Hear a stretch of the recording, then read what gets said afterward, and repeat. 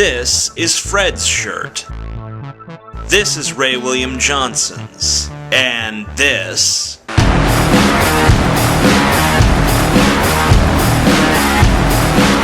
is mine. Quantities are limited. More information in the description section of this video. Man talk! No women allowed!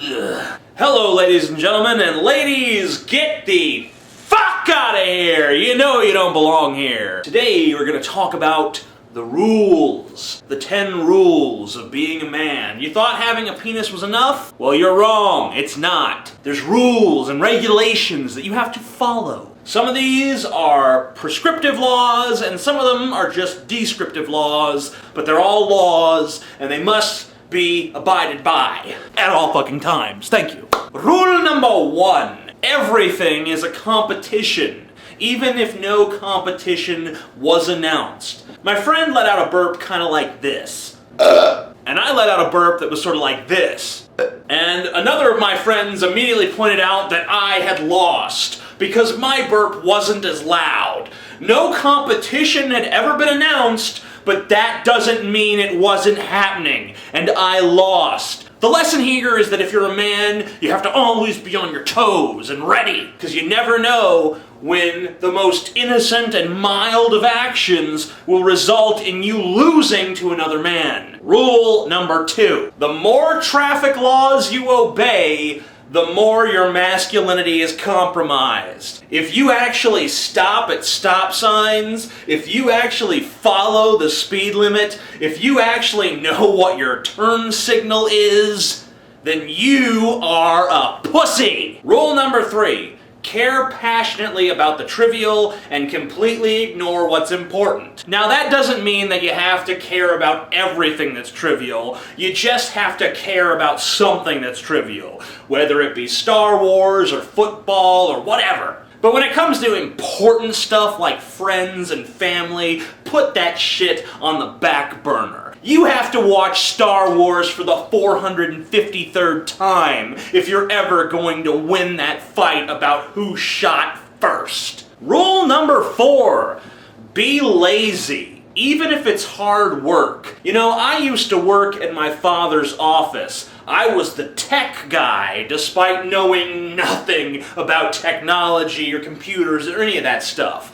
And I didn't want to do my job, so what I would do is pretend that computers around the office were broken so that I could lie under the desks and pretend to be fixing them, when in fact I was just napping. Now, one could argue that with the risk I was taking and the trouble I was going through, it might have been easier to just do my job. But that is against the rules.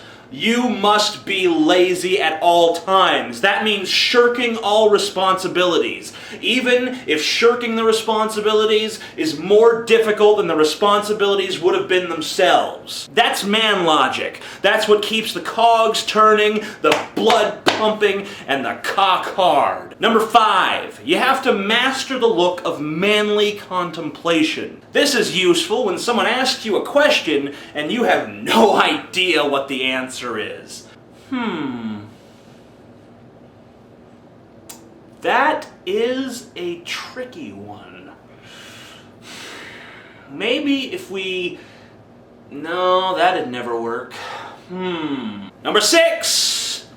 Don't apply logic to any conversation that you have with a female. They only speak the language of flattery. Men are persuaded by persuasion. Women are persuaded by shiny objects and compliments about their hair, or their eyes, or their noses, or their mouths, or their necks. Pick any feature, pretty much, and say, "Oh my, you have the most lovely sternum that I have ever seen." Number 7, get extraordinarily angry at inanimate objects. If you stub your toe on a table, remember, it's not your fault. It's the table's fault. And I don't just mean for like a second, like, oh, damn table. I mean, you need to curse that table out. You might even want to punch the table a few times. I mean, sure, you'll hurt your hand in the process, but it's going to hurt him a lot more than it hurts you. You'll be like, you fucking table, I fucking hate you! Number 8, preach courage, but practice cowardice. You should always talk a big game. You should always come out there and say like, yeah, if that motherfucker talked to me like that, I'd beat his fucking ass. I'd take a brick and I'd smash his damn face in. Talk to me like that. Don't no one talk to TJ like that, yo. But then if someone does talk to you like that, it's probably best to just hang your head and walk away slowly. Sorry, man. We're cool. Don't want no problems. Haha, it's alright. Number 9, do not waste the punch. If movies from the 80s have taught us anything, it's that no matter how scrawny and weak and nerdy and out of shape you are, you've got one punch in you that will level any bully. You just get real angry and you're like, yeah! And the bully goes down. Don't be messing around with your friends and accidentally give them the punch.